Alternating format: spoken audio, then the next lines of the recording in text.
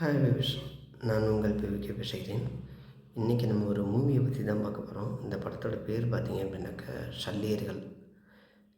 தி கிட்டு அவருடைய டைரக்ஷனில் சுரேஷ் காமாட்சி ப்ரொடக்ஷனில் இந்த படம் எடுத்திருக்காங்க.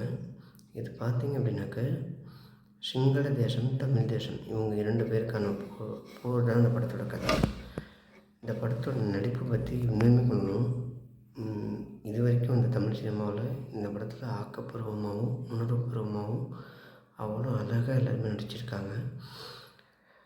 இந்த சல்லியர்கள் அப்படின்னா என்னென்னாக்க, தமிழ் தேசத்தில் வந்து இப்போ போராடுறாங்க தெரியுங்களா? போராடுறவங்களும் உயிர் நீத்தக்கூடாது அப்படிங்கிறதுக்காண்டி அவங்களுக்கு பாதுகாப்பாக எடுத்துகிட்டு போயிட்டு அவங்களுக்கு முதலுதவி சிகிச்சை கொடுத்து அவங்களை காப்பாற்றுறவங்களுக்கு பேர் தான் சல்லியர்கள். அதாவது அங்கே உள்ள மருத்துவர்களுக்கு பேர் தான் சல்லியர்கள்.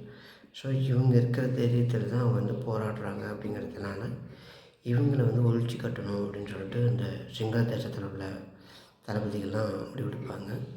ஸோ அந்த வகையில் அவங்கள கொன்னாங்களா இல்லையா, அந்த இடத்த ஆக்கிரமிப்பு பண்ணாங்களா இல்லையா அப்படிங்கிறது இந்த படத்தோட ஒரு ஒன்லைன். இந்த படத்தில் ஒரு கேமியோவாக கருணாஸும் நடிச்சிருக்காரு. படம் அவ்வளோ அருமையாக இருக்குது. அதில் சில காதலுமே சொல்லியிருக்காங்க. அந்த காதலை கூட அவ்வளோ அழகாக சொல்லியிருக்காங்க. சும்மா சொல்லக்கூடாது.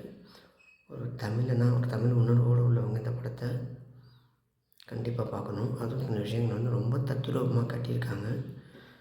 அதை ஏன் அப்படி காட்டினாங்கன்னு தெரியல. ரொம்ப அருமையாக இருக்குது. டைம் கிடச்சா பாருங்கள். இந்த படத்தெல்லாம் ஏன் தேட்டரில் உள்ளங்கிறதுக்கு அர்த்தம் படம் பார்த்ததுக்கப்புறம் எல்லாருக்குமே புரியும்.